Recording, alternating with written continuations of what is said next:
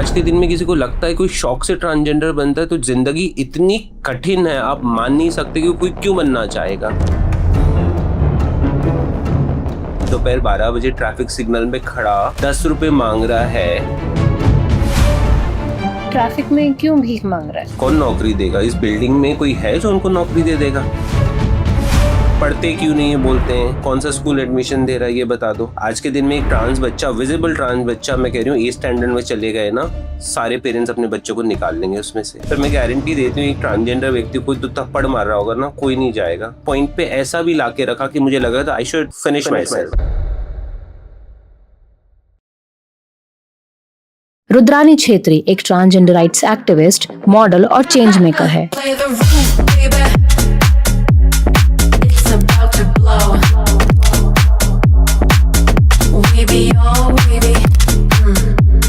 जिन्होंने अपनी जिंदगी ट्रांसजेंडर कम्युनिटी की डिग्निटी, एक्सेप्टेंस और राइट के लिए समर्पित की है। मित्र ट्रस्ट के माध्यम से वो सालों से ट्रांसजेंडर और LGBTQ+ कम्युनिटी की एम्पावरमेंट और सोशल इंक्लूजन के लिए काम कर रही हैं। उन्होंने इंडिया की पहली ट्रांसजेंडर मॉडलिंग एजेंसी बोल्ड की स्थापना करके ट्रांसजेंडर टैलेंट को मेन स्ट्रीम फैशन और मीडिया में एक नई पहचान दी है। उनके इस योगदान के लिए उन्हें NDTV 100 पाइपर्स ट्रू लेजेंड के बी रिमेम्बर फॉर गुड सम्मान से भी नवाजा जा चुका है। आज सोशल बातचीत में हम स्वागत करते हैं रुद्रानी छेत्री जी का, जहां हम जानेंगे उनकी कहानी, उनके संघर्ष और उनकी बदलाव की यात्रा को।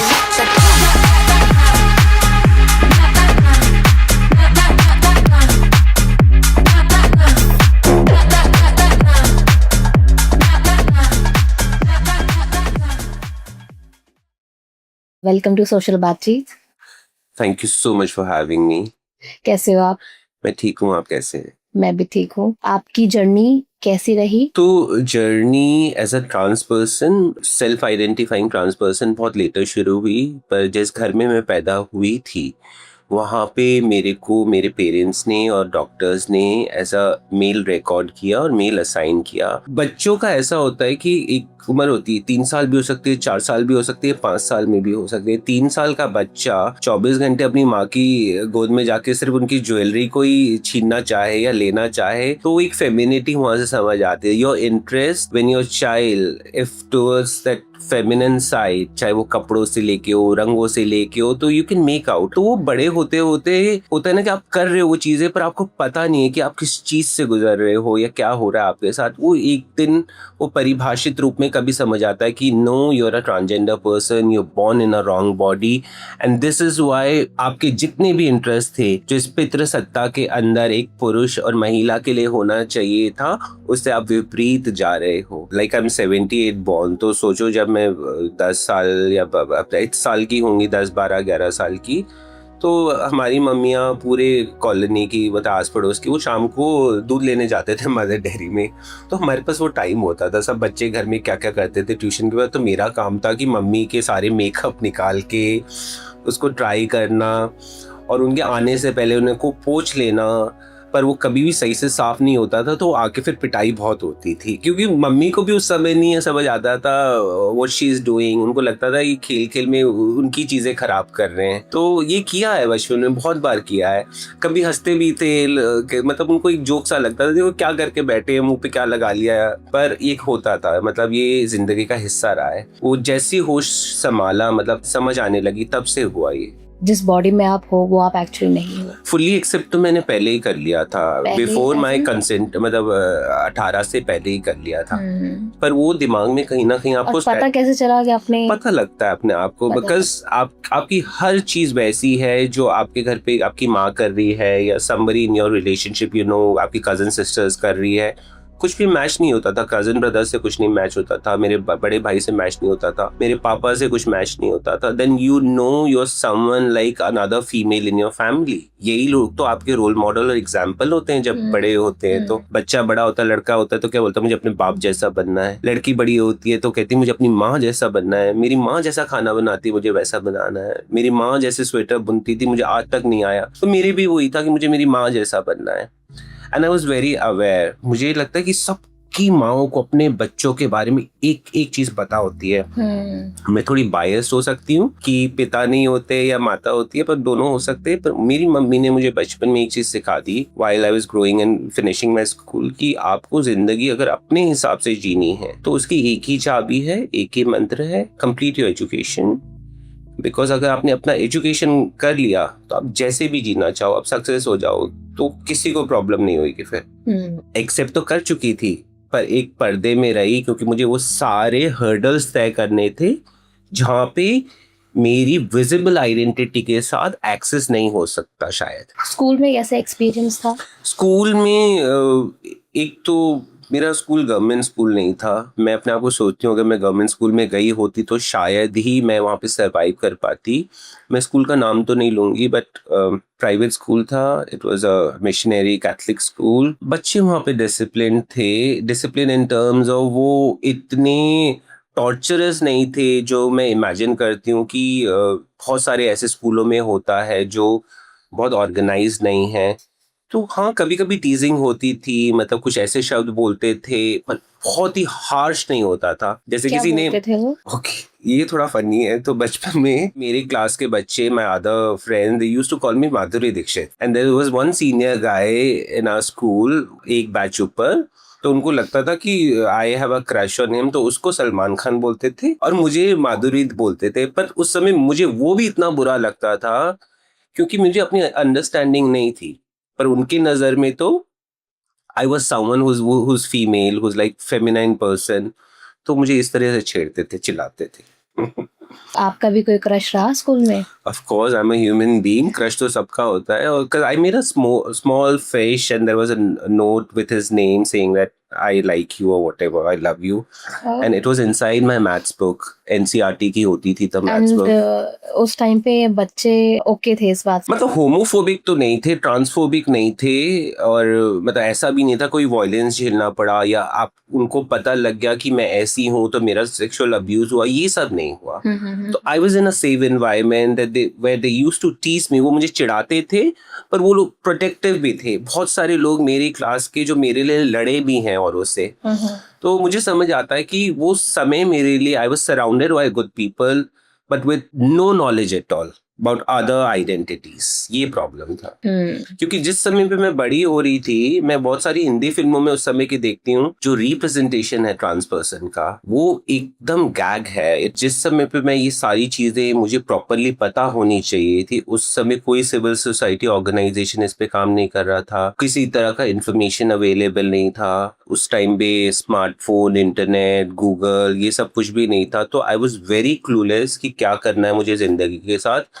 क्योंकि मुझे ऐसा फील होता था, क्योंकि बाकी लोगों से तो मिल नहीं सकते थे अपने जैसे बाकी लोगों से, तो लगता था कि बहुत सारी हिंदी फिल्मों का असर है ये, कि मैंने कोई पाप किया होगा पिछले जन्म में, इसलिए मैं ऐसी हूँ। मुझे लगता था ये इंटरसेक्स लोग हैं, ये ट्रांसजेंडर लोग हैं, पर मैं इनकी तरह नहीं हूँ, मेरे में कुछ गड़बड़ है। पर मुझे बाद में जाके रियलाइज हुआ कि transgender is about gender identity. It's not what you are born with, it is totally different. तो तब ये नहीं पता था और इसने बहुत कंफ्यूजन क्रिएट किया। इसने एक पॉइंट पे ऐसा भी लाके रखा कि मुझे लगा था I should finish my self. एक आप उस प्रोसेस से भी जाते हो कि आप, ऐसा क्यों? तो होता है जब आप इमोशनल ब्रेकडाउन से जा रहे हो। For example, you are fallen in love with someone and you are not able to communicate that, there is parents who are not supporting you at time. कभी कभी बच्चे बहुत इमोशनल हो जाते हैं ना, एक छोटी चीज के लिए डांट दिया कि वीडियो गेम नहीं खेलो तो खाना खाना बंद कर देते हैं। तो मैं भी उसी प्रोसेस से गई जहाँ पे मुझे लगा कि आज पता नहीं क्या हो गया, सभी मेरे से नाराज है, and may be it is because the way I am.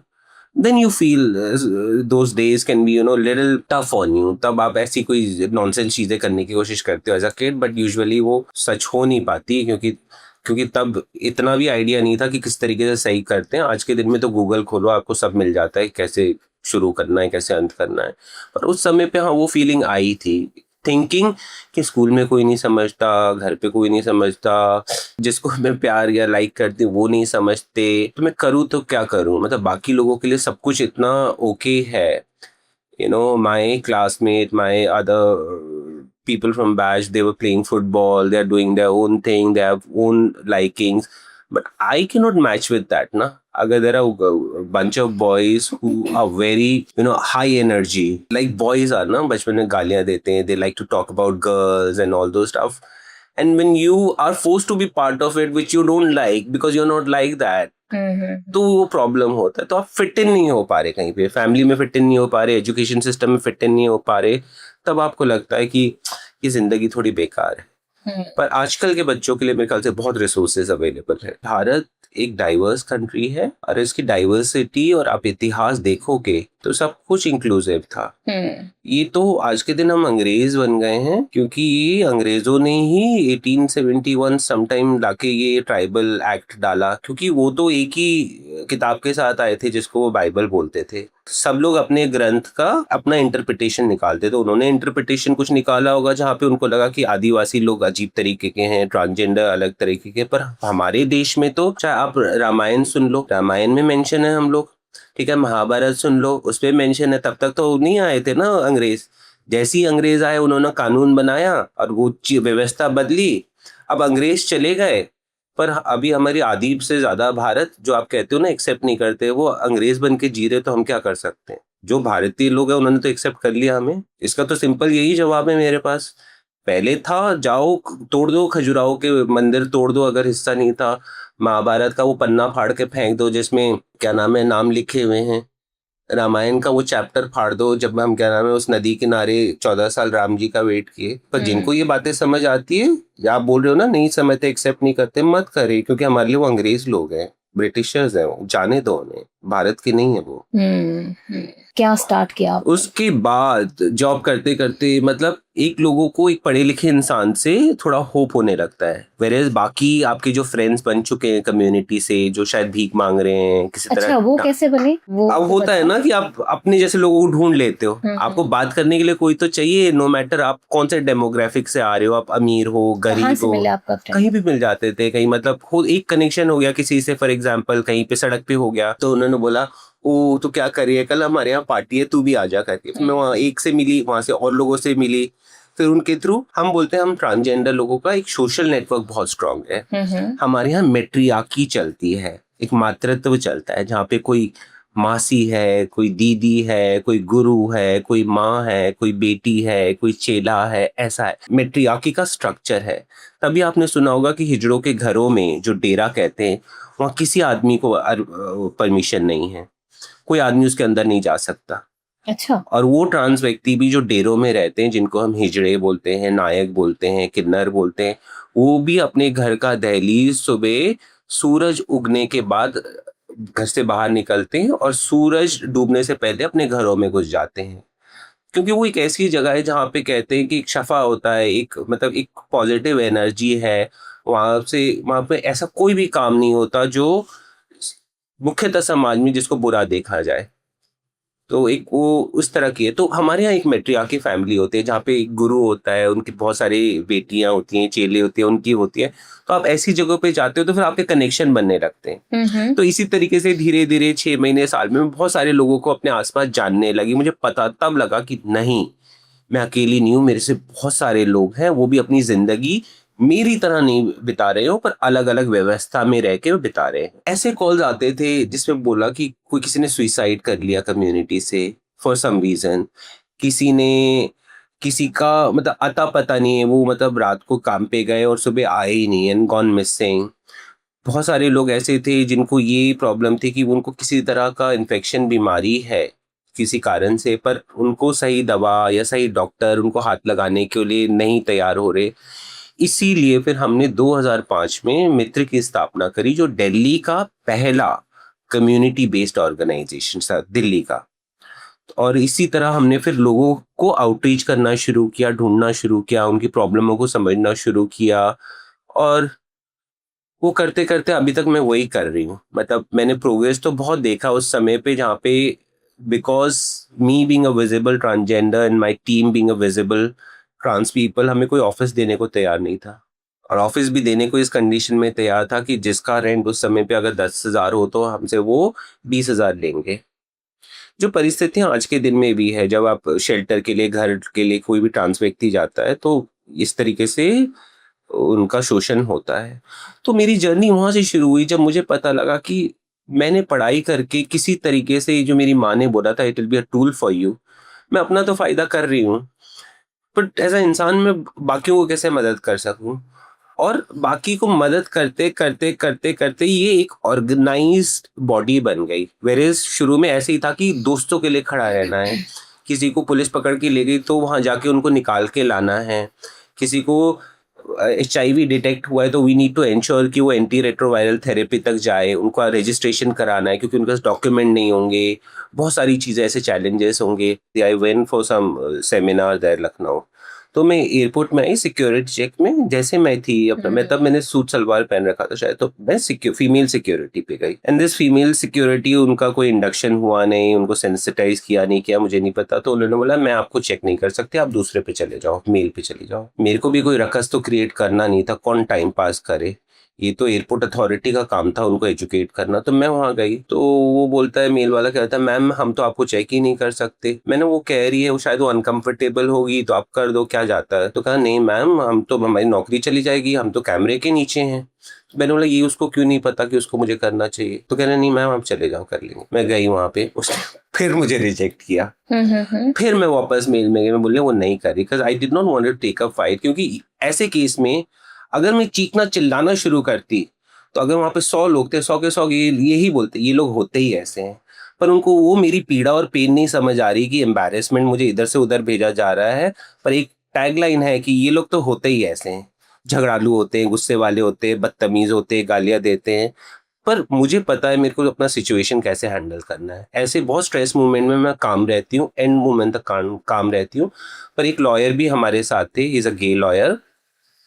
Then he took up this, saying ये क्या तमाशा लगा रखा है तुमने। Then he scolded and thing. Then finally I went through a female security check. तो ऐसे embarrassment होते हैं, बहुत जगह होते हैं। पर उसके अलावा भी जो ऊपरी परत ऑफ डिस्क्रिमिनेशन थी, जैसे एवरी वर्क प्लेस, मेरे को ये सब समझाने के लिए बार बार ये मेन स्ट्रीम की बात करनी पड़ती है कि हर वर्क स्पेस में, I know this for sure, कि how women get treated if it is a male dominated office, right? And it can be the same for a trans person when male and female are dominating. Maybe female do not want to get embarrassed, so वो mail के पूरे group को join कर लेती एक इंसान को बुली करने के लिए। तो ऐसा होता है, ये तो पावर डायनेमिक्स है ना। हो सकता है कल को इस ऑफिस में मैं हूँ, आप हूँ, एक कोई मेल पर्सन हो, हमसे कोई कमजोर आ गया तो शायद हम टीम अप कर ले उसके खिलाफ, hypothetically. So it was like that only, but क्योंकि मैं किसी के रेफरेंस से आई थी और कोई बात थी तो शायद मुझे उन्होंने बर्दाश्त भी किया। आई थिंक पूरे हिंदुस्तान में केवल 12 गरिमा गृह ऐसे हैं। शुरुआत में जब गरिमा गृह 2021 में मिनिस्ट्री ऑफ सोशल जस्टिस ने इसको लाए थे स्माइल स्कीम के अंडर, तब 12 थे, पर बाद में उन्होंने EOI और खोले, एक्सप्रेशन ऑफ इंटरेस्ट, जहाँ पे अब वो बढ़ के ज्यादा नंबर हो गए हैं। आई कैन नॉट फॉर्मली से कितने हो गए ऑफिशियली, पर मेरे ख्याल से 14-15 कुछ ज्यादा हो गए हैं, 12 से बढ़ गए हैं नंबर अब। उसमें से एक गृह आपके पास है। एक दिल्ली का गरिमा गृह हमारी संस्था मित्र ट्रस्ट चलाती है। तो सरकार की तरफ से कुछ फंड्स दिया जाता है हर गरिमा गृह को, तो वो क्या, कितना फंड होता है? सेकंड थिंग ये कि क्या वो फंड आपको रेगुलर मिल रहा है, उससे आपको मदद मिल रही है? फंड का देखिए शुरू से चैलेंज रहा है, और फंड आपका यूटिलाइजेशन बेसिस पे है, क्योंकि जितना भी हमने शुरू से चलाया है, जब पायलट शुरू हुआ था तो उन्होंने वो कॉस्ट दे दिए थे जो वन टाइम कॉस्ट है, जहाँ पे आपके फर्नीचर्स, आपके इंफ्रास्ट्रक्चर्स वो हो सकते होते थे। पर उसके बाद जितने भी फंड्स लेटर ऑन रिलीज हुए वो एक्चुअली एक्सपेंडिचर बेसिस पे हुए। पर पर्सन फंड रिलीज होता है या ओवरऑल जो कॉस्टिंग होती है उसके बेसिस पर रिलीज? पूरा एक अलग प्रोग्राम होता है जिसमें प्रोग्राम सैलरीज होती है, programme manager, security guard, cook होता है आपके पास, ब्रिज कोर्स कोऑर्डिनेटर होते हैं। उसके अलावा पर पर्सन के खाने के लिए कुछ पैसा होता है रोज का।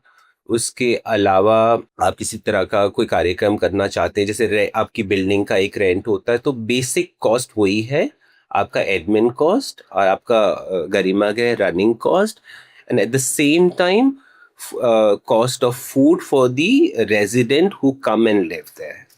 सो मतलब गरिमा गृह इस कम्युनिटी के लिए हेल्पफुल है, ये कहना सही रहेगा? या फिर ये कि सिर्फ नाम का ये शब्द है और सरकार हेल्प नहीं कर रही है? नहीं, मैं आपको बताती हूँ कि जब ये एक्ट आया था 2019 में नया कानून आया था ट्रांसजेंडर के लिए, अपनी आज़ादी से अपना जेंडर चुनना, अपने लिए ट्रेनिंग स्किलिंग।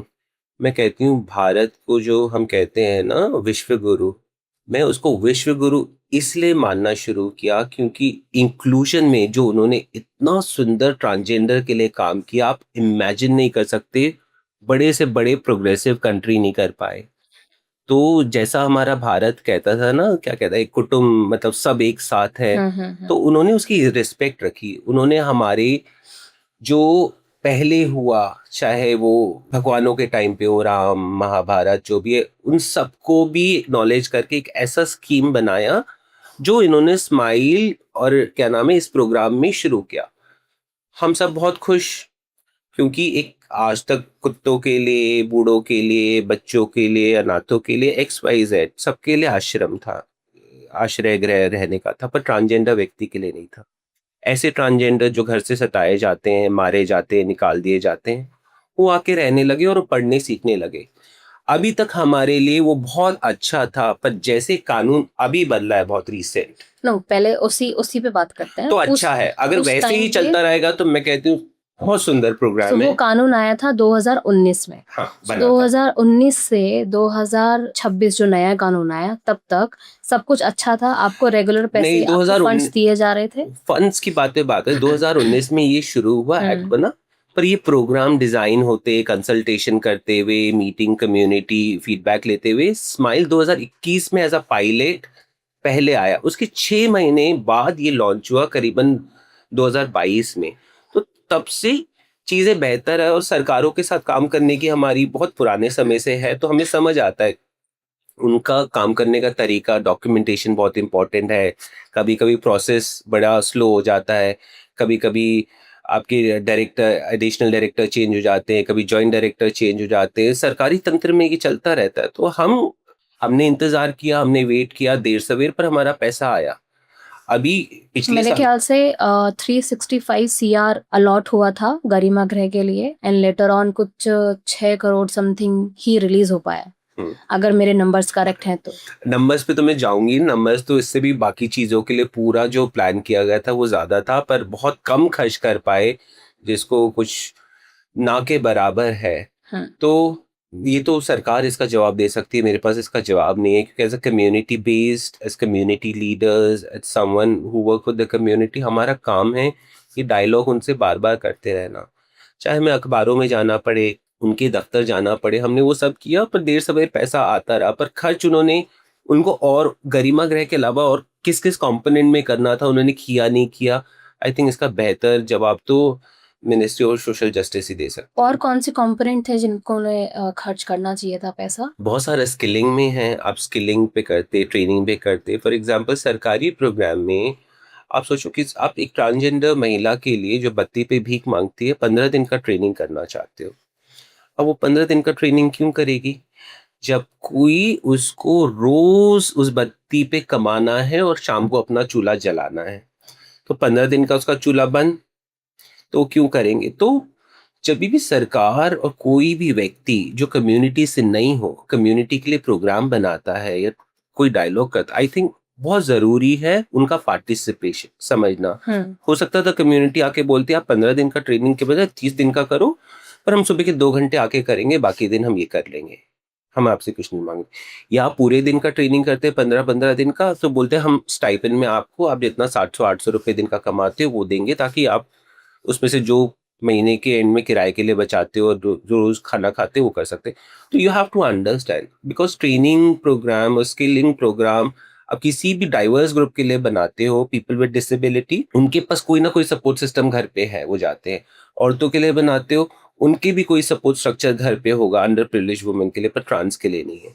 उसके अलावा ट्रेनिंग्स करनी थी, उसके अलावा बहुत सारे अलग अलग चीज़ों में उनको पैसा डालना था। फॉर एग्जाम्पल स्टेट का ही देख लो आप, ये नालसा जजमेंट जो आया था 2014 करीबन, सुप्रीम कोर्ट ने दिया, ये दिल्ली में दिया, भारत के सबसे उच्च न्यायालय ने दिया, जिन उनका डायरेक्शन था कि हर स्टेट को एक वेलफेयर बोर्ड बनाना है, पर दिल्ली में अभी तक वेलफेयर बोर्ड नहीं है। तो ये स्टेट की और गवर्नमेंट की रिस्पॉन्सिबिलिटी है। हम तो कब से आवाज उठा रहे हैं, उठाते रहेंगे, बट जब तक वो पुश नहीं करेंगे, वो आगे नहीं ले जाएंगे, वो नहीं होने वाला। अब तो हम फिर से उसी बात पे आती हूँ, 155 साल पीछे चले गए। तब जो नया रूल आया है उसके हिसाब से जो गरिमा गृह वाला स्कीम था वो अब सब कुछ नल मैं वॉइड इस हो पे गया। कोई ऑफिशियल कमेंट नहीं दे सकती, क्योंकि गरिमा गृह अगर जो नई ट्रांसजेंडर की परिभाषा है उस हिसाब से तय होती है कि एक ऐसा व्यक्ति, तो उसमें गरिमा गृह के बारे में बात हुआ है जो नया रूल पास हुआ है? Of course transgender law change होगा तो सारा का सारा जो भी उसके अंदर कार्यक्रम आता है वो सब पे इम्प्लीमेंट करेगा, लीगल रिफॉर्म पे भी करेगा। अब तो कोई पुलिस अगर मुझे चाहे तो मुझे बीच सड़क में कपड़े खोल के मेरे देख सकता है, और अगर फॉर एग्जांपल अगर मैं किसी सर्जरी से नहीं गई हूँ और उसको लगे नहीं ये तो पुरुष है, फॉर एग्जाम्पल हमारे किसी फ्रेंड के बारे में हम जब बात कर रहे थे, this person is not gone through surgery and get into any kind of legal complication and somebody wishes that I want you to undress yourself to prove you're a transgender. अब वो उसको अपना दिल कैसे दिखाए? दिखा तो शरीर ही सकता है, और शरीर वो बदल नहीं पाया क्योंकि अभी तक उसके पास इतना पैसा नहीं है, घर से निकाल दिया गया, वो अलाइन नहीं कर पाया। तकलीफ ये पे क्योंकि ट्रांसजेंडर की परिभाषा यूनिवर्सली, कोई जेंडर पढ़े, योगा करता प्रिंसिपल पढ़े, उनको समझ आएगा। It's your gender is here, your gender is here, your gender is not between legs. If I say, I'll quote again, if a woman who's not able to give a baby, or if a man who cannot make a baby, are they less man or a woman? I don't think so. कि लोग अगर self identification पे आ सके, या at least कुछ ना कुछ base document लेके आ सके जहाँ पे उनके पास अगर एग्जिस्टिंग टीजी कार्ड है, या उनके पास जेंडर डिस्फोरिया का सर्टिफिकेट साइकेट्रिस्ट से है, या किसी तरह का मेडिकल बोर्ड के साथ, गवर्नमेंट मेडिकल बोर्ड या प्राइवेट मेडिकल बोर्ड के साथ उनका जेंडर अफर्मेशन का चल रहा है, केयर चल रहा है, जिससे एम्स ने बहुत सारे लोगों को रजिस्टर्ड किया है, वो फ्री में जेंडर अफर्मेशन सर्जरी देते हैं। कि जितने भी ट्रांसजेंडर हैं मैं आपको बता दूं, चाहे वो डेरों में रहते हों, चाहे वो बधाइयों पे आते हों, दिखते हैं आपको, उस मेजॉरिटी सारे के सारे ही वो एक ट्रांजिशन से गए हैं, क्योंकि जिस शरीर में वो पैदा हुए थे वो अलाइन नहीं हो रहा था। और आज के दिन में किसी को लगता है कोई शौक से ट्रांसजेंडर बनता है तो जिंदगी इतनी कठिन है, आप मान नहीं सकते कि कोई क्यों बनना चाहेगा। कोई अभी जून जुलाई के महीने में दोपहर 12 बजे ट्रैफिक सिग्नल में खड़ा 10 रुपए मांग रहा है, वो क्यों करना चाहेगा? अगर वो मेल होता तो करता, किसी ना किसी तरह सरवाइव करता कहीं पे नौकरी करता जहाँ पे एसी पंखा लगाओ, क्योंकि उसको एसी पंखे वाली वो जगह वहाँ पे पे ट्रैफिक में क्यों भीख मांग रहा है? कौन नौकरी देगा? इस बिल्डिंग में कोई है जो उनको नौकरी दे देगा? क्या उन्होंने ट्राई किया? ऑफ कोर्स ट्राई करते हैं। आप मुझे ये दिखा दो, मैं ट्राई करने वाले तो लाइन लगा दूंगी लाखों करोड़ों, पर देने वाला कौन है?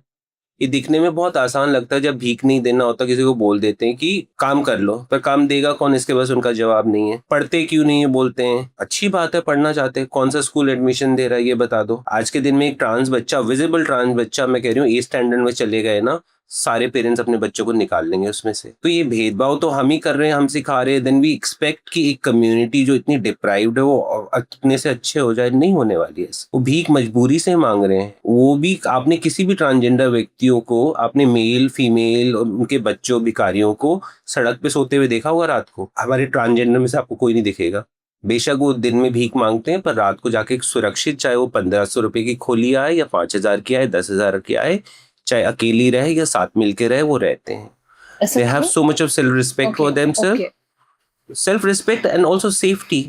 क्योंकि आज के दिन में वहां किसी औरत को पकड़ लिया रात को, चाहे वो खुद गलत पे हो या नहीं हो, सारे शूरवीर महावीर सारे पुरुष इकट्ठा हो जाएंगे, सेवियर बन के जाएंगे उस औरत को बचाने के लिए। क्योंकि हम एक ऐसे समाज में रहते हैं ना कि अबला नारी को बचाना है, और नारियां भी चली जाएंगी स्त्री शक्ति दिखाने के लिए। पर मैं गारंटी देती हूँ एक ट्रांसजेंडर व्यक्ति को तो थप्पड़ मार रहा होगा ना, कोई नहीं जाएगा, किसी का कंसर्न नहीं है, चाहे बेशक उसकी गलती नहीं हो। Majority of people are of course not supporting it. मैं आपको सबसे अच्छा एग्जांपल देती हूँ, कोविड आपको याद है हुआ था, लॉकडाउन हुआ था, कुछ लोग सक्षम लोग थे वो अपने घर पे बैठ गए, अपना वो रेसिपी सीख रहे थे, रील्स बना रहे थे, तब तो टिकटॉक भी चलता था शायद। जो लोग अंडर प्रिविलेज थे, मजदूर थे, स्टूडेंट थे, 10 दिन चले, 15 दिन चले, 20 दिन चले, एंड में कहाँ जाके उन्होंने आखिरी चैन की सांस ली उनके घर के आंगन में। कोई दौड़ता हुआ आया होगा अंदर से एक गिलास पानी पूछने के लिए, राइट? स्टूडेंट्स के साथ भी बहुत बुरा हुआ, वो भी गए। बहुत सारे लोग जो मजदूर थे, इमिग्रेंट्स थे, और डोमेस्टिक हेल्प, सब लोग गए। ट्रांसजेंडर के अपने घर वापस जा सकते थे? ट्रांसजेंडर हेल्प के लिए किसके पास जाए? दूसरे ट्रांसजेंडर के पास जाए जो खुद सेम सिचुएशन में जैसे आप। तो जब बोलते हैं ना एक व्यवस्था ऐसी है, हम बारीकियों को नहीं देखते कि बारीकियों में क्या चल रहा है। हमें लगता है नहीं ऐसा तो कैसे हो सकता है, हमने इसका रिजॉल्व किया, हमने उसका रिजॉल्व किया। किसी ने सोचा होगा कि वो ट्रांसजेंडर व्यक्ति कैसे अपना गुजारा कर रहा होगा, क्योंकि वो ना अपने फैमिली के पास आता है, ना भाई बहन के पास जा सकता है। सिर्फ वो जा सकता है तो एक दूसरे व्यक्ति के साथ जिसकी स्थिति भी सेम आपकी जैसी है। ना सरकार कुछ मदद कर रही है, ना सिविल सोसाइटी कोई मदद कर रही है। बहुत सारी ऐसी चैलेंजेस हैं जिसका डेप्थ हमें मालूम नहीं। हमें लगता है कि हम एक जगह बैठ के चीजें बहुत आसान है। It is not so easy. Now a present issue and challenge is the recent transgender amendment 2026, which is being passed in Lok Sabha, Rajya Sabha, and signed by the president and become a law, which narrowed down the definition of a transgender person. अब वो ऐसा definition हो गया है कि कोई क्या ही अपने आप को आइडेंटिफाई करे और क्या ही उसको आधार पे चेंज करे, वो तो बहुत अब बात की बात हो गई। जो पहला बेस था सेल्फ आइडेंटिटी का, वही सरकार ने हमसे छीन लिया है। तो अभी क्या हमारा कानून लागू हुआ है? कानून ये है कि सबसे पहले जब ये लड़ाई थी तो नालसा जजमेंट के अंदर सुप्रीम कोर्ट में ये कहा था कि ट्रांसजेंडर की परिभाषा ये ऐसा है कि कल को नहीं, मतलब ये होता ही ऐसा है, बट फॉर द परिभाषा, if you feel you're a trans man, you don't have to go through any changes. You can still identify yourself as a trans man, and state will give you that right. Self identity का आपको कुछ नहीं, आपको pant shirt पहनने की जरूरत नहीं, दाढ़ी मुच्छे उगाने की जरूरत। सेल्फ आइडेंटिटी को, राइट टू लाइफ को आर्टिकल 21 जो है, 18, 21 वो सारे हैं, उसके अंदर राइट टू लाइफ आपको दी है। ठीक है, आप चूज कर सकते हो। अगर for example Sachin want to say and believes that Sachin is a trans woman, may not have to change name, may not have to go through any surgery, may not have to change avatar, but still you have that right. So it respects the right of a person as an identity. Now the law says that we'll open your clothes and we'll check whether you're real transgender or not. And the idea of real transgender for them is intersex person, जो लाखों में एक होता है। आज के दिन में अनुजा अपने आप को, the Kanpur Anuja, she's a trans woman, and I don't know how much of gender affirmation care she has gone through, but now she doesn't have any right to self identify, क्योंकि उसके लिए आपको अगर self identify नहीं है, आपको जो आपकी आइडेंटिटी तय करेगा वो एक डिस्ट्रिक्ट मजिस्ट्रेट होगा, एक डॉक्टर का पैनल होगा जो शायद आपके कपड़े खोल के देखे या आपका खून लेके देखे, इस तरीके से। तो अभी हम 2026 में, मैं कह रही हूँ 1871 ने ब्रिटिश ने ये कानून लाया था, जिन्होंने ट्रांस ट्राइबल क्रिमिनलाइज किया। तो मैं कह रही हूँ अभी हम 155 साल पीछे चले गए, सेम उसी कानून को अब लाया गया है। तो अनुजा की अभी सेल्फ आइडेंटिटी छिन गई है, उसको डीएम और गवर्नमेंट की मेडिकल बोर्ड उसको ऐसा दिस अप्लाई फॉर एवरीवन, और दिस अप्लाई फॉर एवरीवन, या जिसका आधार बन गया उनका ठीक है। नहीं, वो दोबारा जाओ चेक करा होगा। कोई भी देखो, कोई आईएएस आईपीएस के लिए भी अपना करता है, पढ़ाई करता है, वो जाते हैं तो उनका भी मेडिकल एग्जाम, मेडिकल चेकअप होता है। आई अंडरस्टैंड, अगर आपको कोई बेनिफिट लेना है एज एन ट्रांस आइडेंटिटी, आप सिर्फ बोलो सिर्फ इंटरसेक्स लोगों को हम ट्रांसजेंडर मान रहे हैं और उन्हीं को आईएएस देंगे अगर वो आईएएस के लिए अपेयर होना चाहते हैं। अगर अनुजा कल को with her visible identity want to say I want to appear for IAS, IPS, but अगर वो बोल दे कि आपका भी बॉडी चेक होगा और बॉडी चेक के अंदर अच्छा आपने ट्रांसजेंडर लिखा था, आप तो ट्रांसजेंडर नहीं हो आपकी बॉडी के हिसाब से, तो आपको नहीं मिलेगा। तो दिक्कत ये है, तब एक व्यक्ति जो अपने आप को ट्रांस मान रहा था, और कानून भी ये कहता था सेल्फ आइडेंटिटी आपको देती है, आप 18 साल से बड़े हो, तब भी उसको उठा के ले गए, पुलिस आई, मारपीट हुई, हम लोग कोर्ट गए, फिर बाद में वो ट्रांसमैन खुद अपने पेरेंट के साथ आया, फिर बोला नहीं मेरे पेरेंट्स ने मुझे स्वीकार कर लिया, उन्होंने मुझे बाइक खरीद के दे दी है, मुझे वो लड़का ही मानते, पर मैं गाँव में ही रहूंगा अपने। मुझे ये लगा हमारे पिटने का ये तो फर्क हुआ कि उसके माँ बाप ने उसे स्वीकार कर लिया, पर अब उसका कोई फायदा ही नहीं होगा। अगर कोई ट्रांसमैन को उसके पेरेंट्स आके बोलते हैं कि इन्होंने जबरदस्ती रखा, और उसको उठा के ले जा सकते हैं, वो 18 साल के बाद भी, अडल्ट होने के बाद भी वो अपने अंडर रख सकते हैं कि उसको ट्रांस ना बनने दे की विचारधारा से, और हम पे केस करेंगे तो हमें उम्र कैद होगी। तो कहानी तो खत्म होती जाएगी ना। ऐसे आप ऐसे सारे दरवाजे बंद करते जाओ जहाँ पे सपोर्ट सिस्टम है, स्ट्रक्चर है, तो प्रॉब्लम है। But I hopefully what you have mention, मैं उम्मीद करती हूँ कि गाइडलाइन ऐसी हो, पर पॉसिबल नहीं है क्योंकि जब कानून बदलता है तो कानून के अंदर ही होता है सब कुछ। अभी कोई बोलेगा कि मैं अपने आप को ट्रांस महिला मानती हूँ और किसी अपराध में पकड़ी जाऊं, तो शायद हमारे कानून के अंदर ये व्यवस्था ही ना हो कि मुझे महिला सेल मिले या ट्रांस सेल मिले। मेरे कपड़े खोलेंगे, अगर मैं फॉर एग्जांपल सर्जरी नहीं होती तो वो मेरे ऑर्गन देख के मुझे बेल में डाल देते जहाँ पे मैं अब्यूज होती रहती। किसी देश ने ऐसा किया है तो हम भी वैसा कर रहे हैं अभी। तो कम्युनिटी के लिए ये सारी दुखद प्रॉब्लम अलग अलग थी कि फैमिली से रिजेक्ट कर दिया, पढ़ाई नहीं मिल रही, नौकरी नहीं मिल रही, ये तो था, ये तो पहले से आ रहा है। मार रहे, पीट रहे, ऐसा कर रहे कि सुबह आपकी लाश नहीं मिल रही, कोई पूछने नहीं आ रहा, चूहे कुत्ते खा रहे हैं आपको। ये तो जीवन का हिस्सा है। सेल्फ आइडेंटिटी के बाद प्रॉब्लम अब यहाँ के रुकती है कि मैं अगर बोलूं मैं मानती नहीं आप औरत हो, मैं डिस्ट्रिक्ट मजिस्ट्रेट से रिक्वेस्ट वो लगाऊंगी, अर्जी लगाऊंगी कि मेडिकल बोर्ड बुलाए और आपको प्रूव करना पड़ेगा आप महिला हो। सेम मैं उनके लिए भी करूंगी कि आप करो पुरुष, आपको कैसा लगेगा, ये भावना कैसी है, दिल कोई कैसे बदल सकता है। दिल के वजह से तो कोई घर छोड़ के गया है, पूरे उससे बगावत ली है। दिल्ली तो है, जो व्यक्ति अपने आप को गे आइडेंटिफाई करता है गुजरात से, वो एक राजकुमार होके, एक राजघराने का राजा का बेटा होके, from the royal family, is been disowned by the parents. कौन इतना कोई लेगा, ऐसा कोई ले कर सकता है अपने साथ? तो लोगों को जो लगता है ना बन रहे हैं, बना रहे हैं, I think they need to break और ये पास ऑन करना ना कि हमने तो ये सुना था। तो सरकार से अगर कोई भी ऐसे कानून की मांग अगर की जाए जिस कम्युनिटी की तरफ से, तो ऐसी कौन सी मांगे होंगी जो आपको लगता है कि हमारी प्रायोरिटी है और हमें ये चाहिए? मैं कह रही हूँ जो कानून अभी बदला है ना, उसको जो पहला था वैसे ही रहने दो, क्योंकि इतने सालों में तो कुछ भी नहीं हुआ। आपने ऐसा कोई भी व्यक्ति नहीं देखा होगा जो अपने आप को आदमी पहचानता था और अचानक से कल वो कानून 19 में आया तो अपने आप को ट्रांस बोलने लग गया। ऐसा क्या बेनिफिट है? कुछ महीने का मिलता है, आपको घर मिलता है, आपको स्पेशल रिजर्वेशन, कुछ भी तो नहीं है ना। तो पहले भी कुछ भी नहीं था, पर लोग खुश थे कि हम सेल्फ आइडेंटिफाई कर सकते हैं।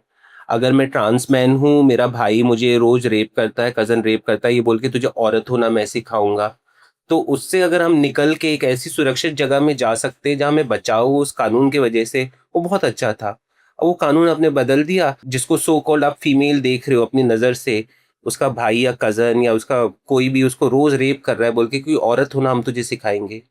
क्योंकि पितृसत्ता में तो ऐसी है ना कि औरत को कैसे कंट्रोल किया जाता है। जैसे बोलते हैं ना, सुहागरात वाले दिन वो कोई आप बिल्ली बिल्ली की कहानी है, वॉट एवर। तो पितृसत्ता है ये। अब वो ट्रांसमैन जो अपने आप को पुरुष मानता है, उसकी कभी फीलिंग ही नहीं रही औरतों जैसी, जो हो रहा है वहां पे भी नहीं हो, पर उसकी जबरदस्ती शादी तो कराएंगे। एक आदमी उसके साथ रोज ऐसा सोएगा जो जिसके लिए मतलब एक एक सेकंड उसके लिए मतलब टॉर्चर होगा। कैसे हो सकता है बताओगे? आप जो करना नहीं चाहते आपको वो कराया जा रहा है। आप ऐसा चीज जो आप नहीं खाना चाहते, आपको जिससे नफरत है, आपको जबरदस्ती मतलब खिलाया जाए, तो it's a problem then. National human rights commission की फाइंडिंग के हिसाब से 92% ट्रांस पर्सन ने फिजिकल या वर्बल अब्यूज फेस किया है और कई केसेस में पुलिस खुद इन्वॉल्व थी। ऐसी सिचुएशन में जब कोई ट्रांस पर्सन कंप्लेन फाइल करना चाहता है तो उसका एक्सपीरियंस कैसे होता है? नेशनल ह्यूमन राइट्स कमीशन के पास ये डेटा है। इमेजिन अगर ये डेटा है तो एनसीआरबी के पास नहीं, ये डाटा है। ये सोचो कि दो बॉडीज जो कहीं ना अलग है, कहीं हाँ। गवर्नमेंट के अंदर आते, क्या मिसमैच है इसमें? How is that possible? तो ये इनको देखना पड़ेगा और ये अंडरस्टैंडिंग तो क्लियर है कि पुलिस थाना कोई नहीं जाना चाहता और ये रिकॉर्ड होंगे नहीं और रिकॉर्ड भी होने नहीं देंगे। इसीलिए सारे स्टेट में क्या नाम है, ट्रांसजेंडर प्रोटेक्शन सेल बनने थे हर स्टेट में। जैसे ट्रांसजेंडर वेलफेयर बोर्ड बनने थे, प्रोटेक्शन सेल भी बनने थे। तो दिल्ली का प्रोटेक्शन सेल तो बन गया, पर इतना मुझे उसके बारे में अभी पता नहीं है। पर उनका जॉब यही रहेगा कि पुलिस फाइलिंग तक या बाकी सारी चीजों तक उसको रिकॉर्ड और मदद करना। अच्छा, जो ये सेल बनता है तो आपके हिसाब से आपको नहीं लगता कि इस सेल में इस कम्युनिटी के लोगों का होना बहुत जरूरी है? ऑफ कोर्स होना चाहिए। अभी अभी मुझे पता ही नहीं कि इस सेल में कौन कौन लोग हैं। अगर दिल्ली का बना भी है तो कौन कौन है मिलता। हर चीज जिस कम्युनिटी के लिए उसकी हिस्सेदारी उसमें होनी चाहिए। अगर वो बच्चों के लिए तो बच्चों का होना चाहिए, औरतों के लिए तो औरतों की हिस्सेदारी होनी चाहिए, अगर ट्रांस के लिए तो उनकी हिस्सेदारी होनी चाहिए। तो ये हिस्सेदारी सिर्फ डिसीजन मेकिंग में नहीं, प्लानिंग में भी नहीं, पर एग्जीक्यूशन में भी, कि आप जो वो चले तो आप उसका डेली का हिस्सा बने, आप उसको ऑब्जर्व करें, आप नोट करें और उसको आगे चलाते रहे सही तरीके से, क्योंकि किसी का भी बायस आ सकता है कभी ना कभी तो। मैं आपकी बातों को समराइज करूं तो एजुकेशन से बाहर कर दिया गया है, नौकरी से बाहर कर दिया गया है, आइडेंटिटी से तो पहले ही बाहर कर दिया है, और मदद करने वालों को क्रिमिनल कर दिया है। क्रिमिनल बना दिया है।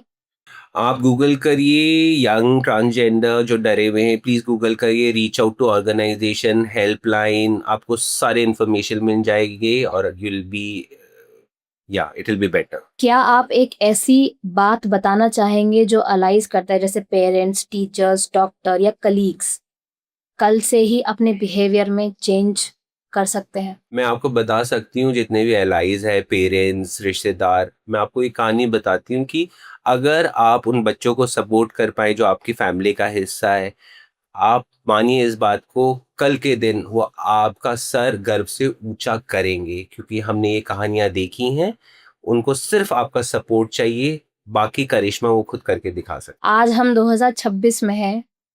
आज जो भी हो रहा है उसके आगे अगर हम देखें 2030 में, इंडिया को अगर इमेजिन करें LGBTQ प्लस कम्युनिटी के लिए अच्छी इंडिया कैसे दिखेगी, आप हमें वो पिक्चर डिस्क्राइब कर सकते हो?